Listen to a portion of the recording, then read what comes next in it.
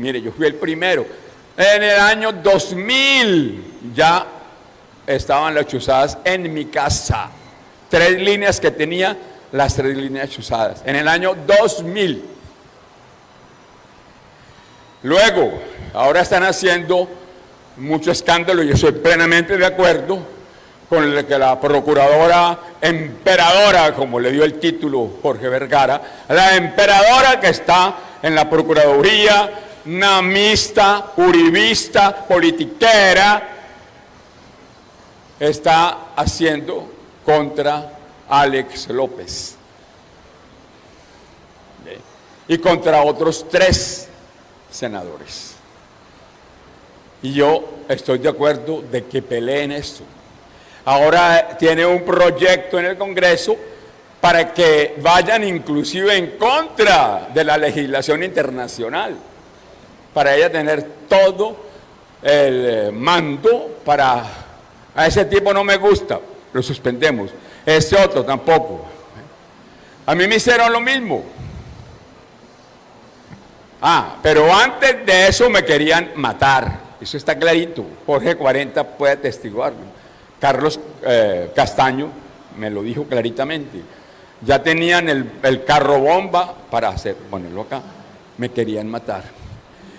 Y no pudieron. Entonces dijeron, a ese cura tenemos que matarlo políticamente, como dijo Vergara. No. Políticamente no me han matado. Politiqueramente sí, porque no puedo participar. Pero políticamente estoy más vivo que nunca. Porque yo sé que la gente me escucha y me entiende y me sigue. Ve. Políticamente estoy más vivo que nunca y moriré físicamente, pero vivo políticamente. Entonces, ellos querían acabarme como fuera. Entonces ya viene el caso que dijo Jorge. Se inventan una participación política que no existió. Porque Pastranita, el payaso que fue presidente, me pidió que le apoyara un referéndum para cerrar la ratonera del Congreso. Yo le dije, si tú vienes acá y le explicas a la gente, la mayoría de ustedes estaba presente ese día. Entonces yo fui a su palacio y él me dijo, padre, yo quiero que tú me apoyes en el... Si tú vas allá, es que explicas qué es referéndum, para qué sirve, y que tú vas a ejecutar, ¿para qué es? No podía venir el día que yo podía, porque iba para Europa, yo iba para Cuba. Entonces mandó a Néstor Humberto Martínez, a su flamante ministro del Interior. Vino él reemplazándolo, y ahí estuvimos. La mayoría de ustedes estuvo presente en ese acto. La mayoría de ustedes, no todos, la mayoría. ¿Sí o no? Estaba ahí Néstor Humberto, estaban ahí unos diputados, estaban algunos concejales y estaba el alcalde representando a Barranquilla y el señor Néstor Humberto Martínez representando al presidente de la República. Al final del evento entró Guillermo Honigberg, que no era ni siquiera precandidato, porque fue en marzo del 2000. No había aún un calendario electoral, no había una agenda electoral. Llegó ahí con un grupo de personajes. Ustedes saben muy bien que cuando una persona está de candidata se le pegan miles a ver después qué van a coger de la administración. Eso es así, esa es la realidad. Esa es la politiquería maldita y el clientelismo maldito de este país. Entonces veo un poco de sapos gritando, Guillermo. Guillermo llega, él es un ciudadano normal, y sube a la tarima a saludar a Néstor Humberto. Nada meterán, Callafa sacaron fotos y me denunciaron por participación en política. ¡Qué ridículo!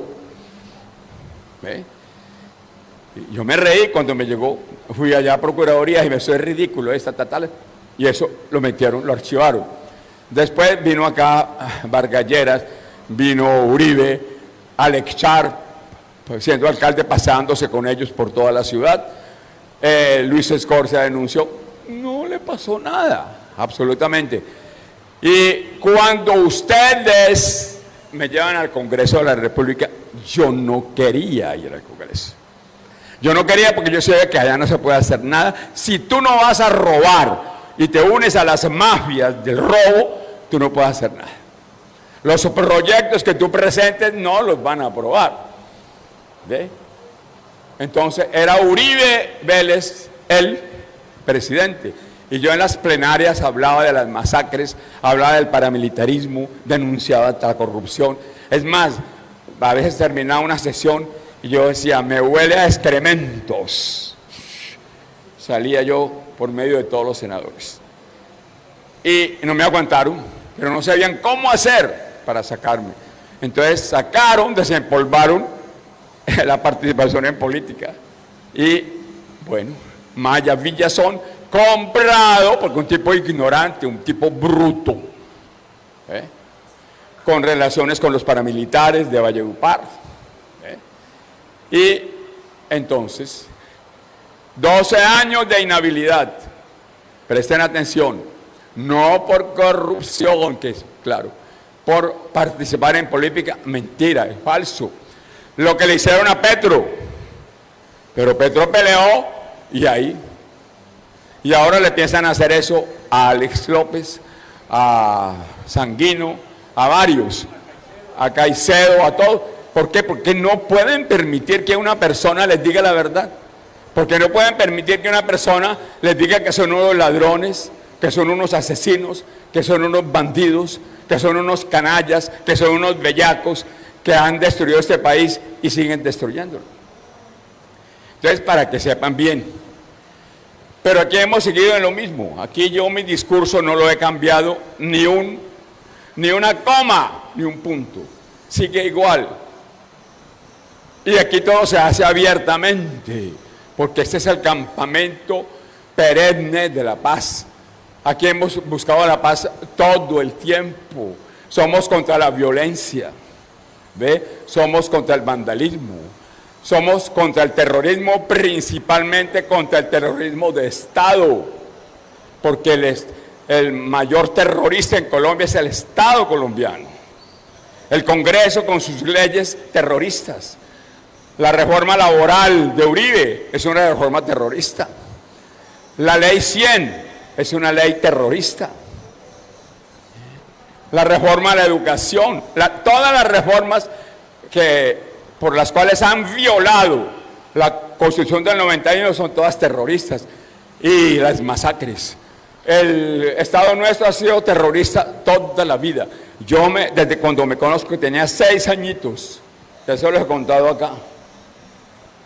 Iba yo con mi padre por una de las fincas en Caracolí, Antioquia, en el Magdalena Medio antioqueño. Yo me montaba en una yegua que le decían la barrigona y era muy mansa, entonces yo me montaba ahí porque no me iba a tumbar. Mi papá iba en su caballo y se encontró con unos trabajadores, con unos esclavos nuestros, campesinos, trabajando la tierra ajena, la tierra de mi padre. Ah, don Patricio, ¿cómo está? Ay, ¿ustedes qué? ¿Y usted qué opina, don Patricio?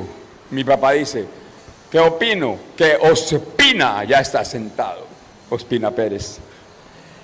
Desde esa época yo empecé a ver la cosa como era. Y cómo mataban a los liberales. Nosotros éramos conservadores, regodos.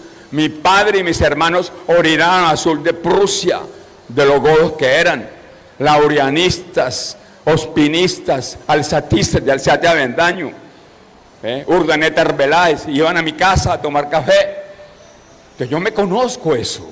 Y yo sabía cómo mandaban a matar a los liberales, y cómo los curas, cómo la Iglesia Católica apoyaba esos asesinatos, y cómo Monseñor Miguel Ángel Willis, obispo de Santa Rosa de Osos, mandaba circulares en las cuales decía que los liberales tenían que ser muertos porque estaban trayendo el comunismo, estaban destruyendo la civilización cristiana occidental, semejante porquería que nos trajeron de España.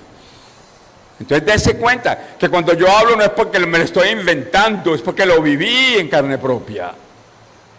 Y cuando en Caicedonia Valle, cuando en Tuluá, cuando en Buga, mataban a mis parientes como si fueran cerdos o como si fueran liebres, cazándolos en sus casas como se caza a las liebres en su madriguera. Y eso no es mentira. Y así ha seguido. Por lo tanto, mis queridos amigos, esto que está pasando ahora no es ninguna novedad. Lo que pasa es que necesitamos saberlo, porque la inmensa mayoría no lo sabe, porque los medios de comunicación están comprados, pertenecen a la oligarquía asesina que destruye este país. Entonces no pueden hablar. Menos mal, Dios es grande, el Espíritu del Señor nos mandó la infotecnología, o sea, las redes digitales. Y ahí sabemos todo. Y entonces vemos en vivo cuando el SMAC está masacrando a los muchachos en Buga, o en Cali, o en Bogotá, cuando los está destruyendo a jóvenes, cuando unos paramilitares armados de civil disparan a los jóvenes que están en las marchas, que están exigiendo sus derechos, que están exigiendo la vida, que están exigiendo el cambio de un sistema maldito, asesino y corrupto. Entonces eso lo vemos y ya estamos despertando. Y le digo al fiscal, que supe que están investigándome y han mandado policías por acá a intimidar a la gente.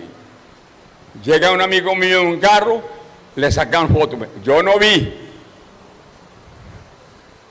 pero si veo, ahí sí las cosas se ponen de otro color. Los jóvenes llegan, le sacan fotos. Bueno, eso lo hicieron hace 2 días o 3, porque nunca lo habían hecho. Pero yo le digo al fiscal, venga. Y la policía sabe muy bien, la policía se mantiene aquí. ¿Qué estamos haciendo acá? Aquí no somos clandestinos, aquí lo hacemos todo de frente. Aquí somos contra el sistema capitalista. Yo siempre he dicho que el sistema capitalista es maldito, es malo por dentro, que en su útero, en sus vísceras, solo produce miseria, desigualdad, injusticia, exclusión, machismo, patriarcalismo, misoginia, todo lo malo que existe en el mundo lo produce el sistema capitalista. Y por eso siempre he ido en contra.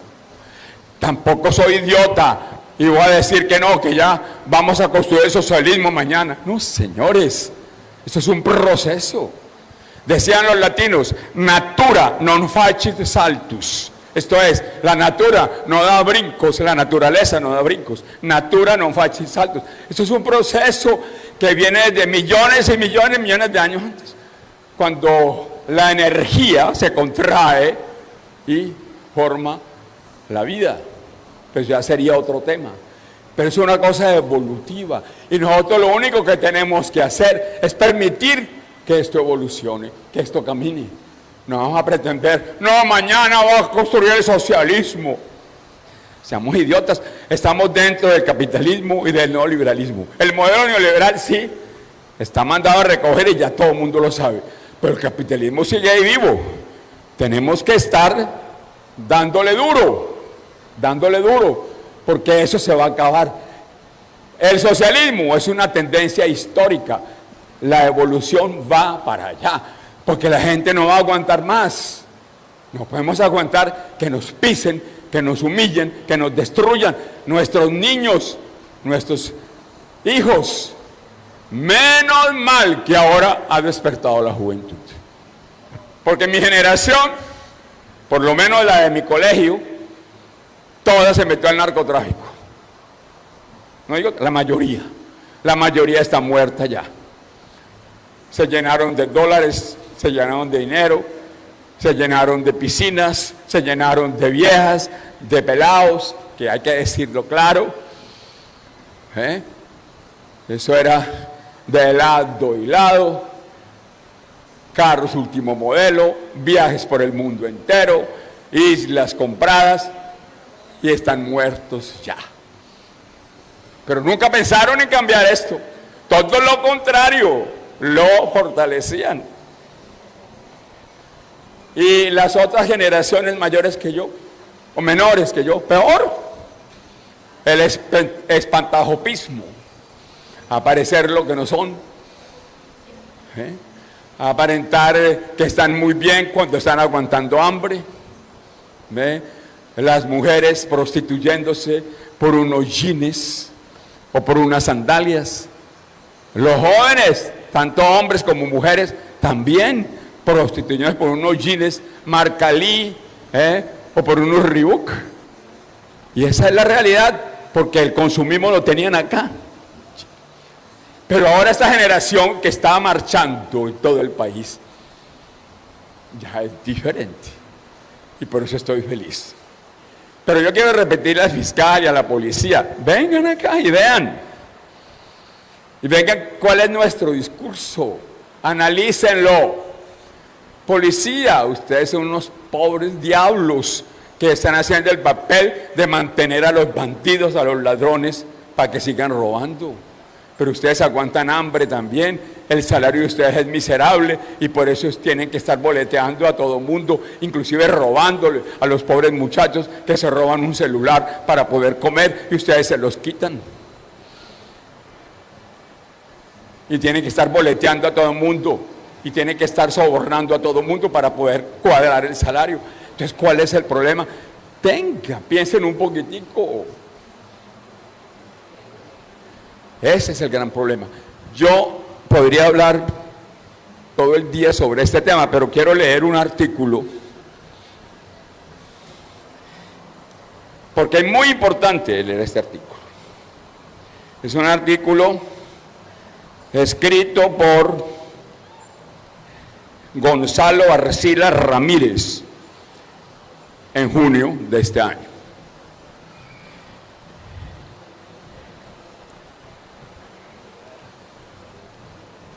El 20 de septiembre del año 2020, el coronel Pedro Javier Rojas Guevara renunció a su cargo como director del Centro de Doctrina del Ejército y promotor de la doctrina Damasco. Pero el año pasado renuncia este señor, que era el que manejaba toda la ideología de las fuerzas militares. En sus columnas del periódico El Tiempo, el coronel presentó para él, virtudes de esta nueva doctrina. En una de sus columnas llegó a postular que era una doctrina inspirada por Dios, pues toma su nombre de la Biblia para comparar la evolución doctrinal del ejército con la conversión de Saulo, el gran apóstol Pablo.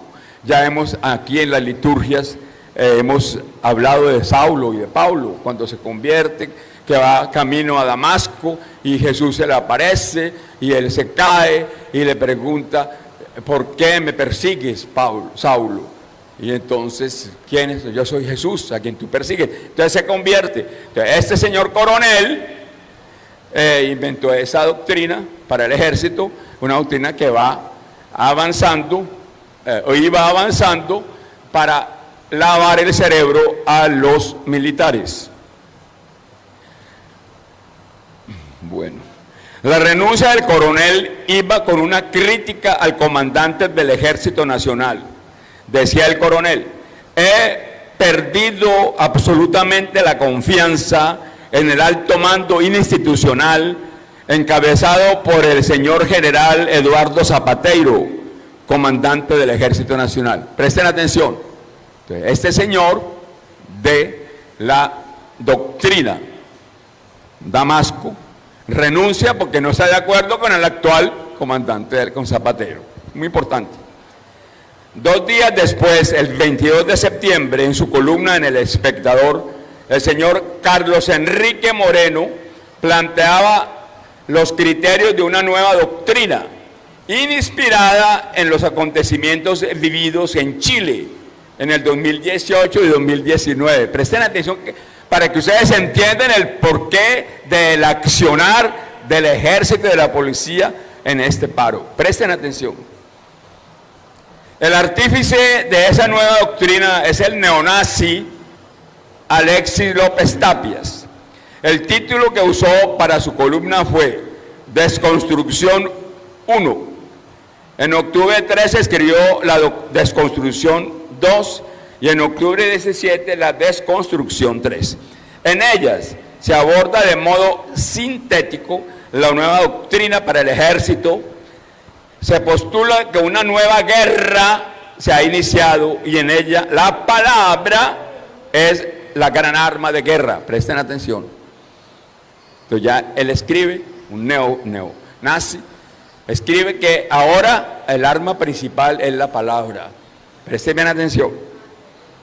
Palabras como neoliberalismo, fracaso del capitalismo, lo que nosotros decimos acá, y otras tienen como propósito corromper el pensamiento a través de las redes sociales, digitales, porque yo social no tiene nada de eso.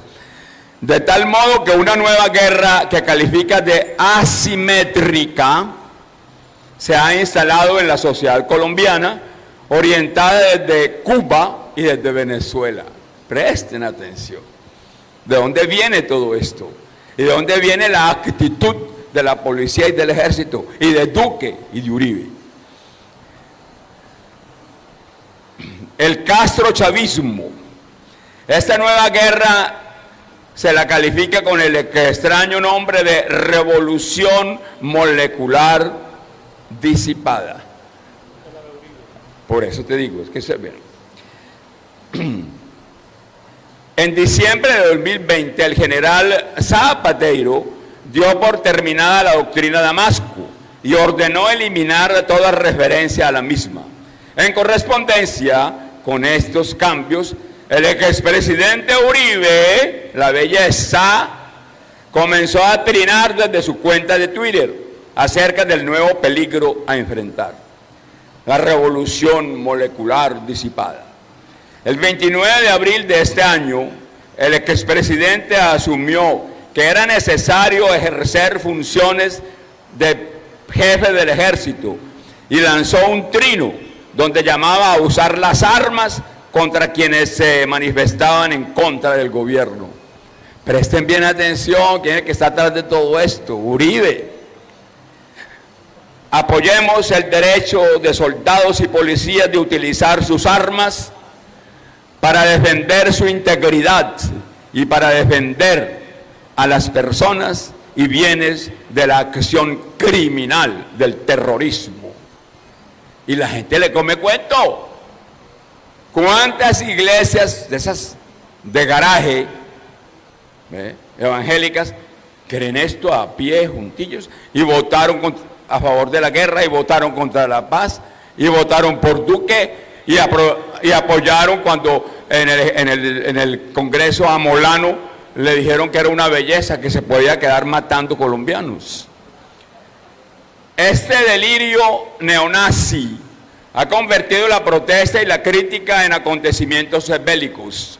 El presidente Duque, aunque no ha mencionado la revolución molecular disipada, anunció las medidas de asistencia militar para enfrentar las movilizaciones con la presencia a su lado del general Zapatero. La sociedad colombiana, su ciudadanía y todas las instituciones han sido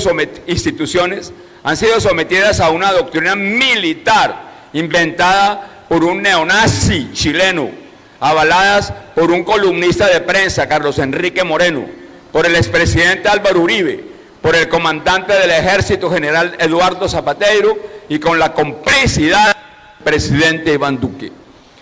Estamos pues ante un hecho inédito, sin antecedentes en nuestra historia y de cuyo desenlace dependerá la democracia, la libertad ciudadana, los derechos humanos, la paz y la tranquilidad. El tratamiento militar del paro iniciado el 28 de abril se aplica por esta nueva doctrina al mando. El comité de paro ha exigido con toda razón, como primer punto de la agenda, que el gobierno desmilitarice el conflicto. Esta demanda debe ir acompañada de un rechazo a la doctrina neoliberal del chileno, neonazi, López Tapias, y la búsqueda de una nueva doctrina militar acorde con el artículo 22 de la Constitución. La paz es un derecho y un deber de obligatorio cumplimiento. Eso nos dice la Constitución. La paz es un derecho que todos tenemos, de obligatorio cumplimiento. Es muy importante que lo tengamos presente.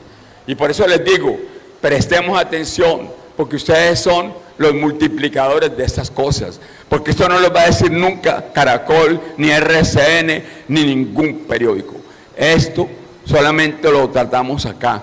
Y ojalá, y ya que van a quitar las restricciones, ustedes inviten a sus amigos a que vengan los domingos a las 3 de la tarde para que sigamos haciendo la asamblea dominical tratando estos temas. Si no hacemos esto, nos van a seguir pisando. Y piensen en sus hijos y en sus nietos. Aquí veo mucha gente, mucho joven, pero hay que venir más. Pero sobre todo, tenemos que asimilar esto. No podemos de ninguna manera seguir callados y apoyar el paro. Apoyemos el paro, apoyemos a nuestros jóvenes. Nuestros jóvenes van a salvar este país y no podemos dejar que los maten, que los destruyan. Van más de 50 asesinados, van más de 600 desaparecidos que no saben dónde están. Hay cantidad de abusados sexuales, tanto mujeres como hombres. ¿Ve? Y nosotros no podemos seguir tranquilos, callados, mamando ron, metiendo marihuana y felices y culeando. No. Podemos culear, podemos meter marihuana, podemos meter lo que sea, pero por favor despertemos y apoyemos a nuestros jóvenes. Que el Señor nos bendiga, que el Espíritu Santo nos acompañe.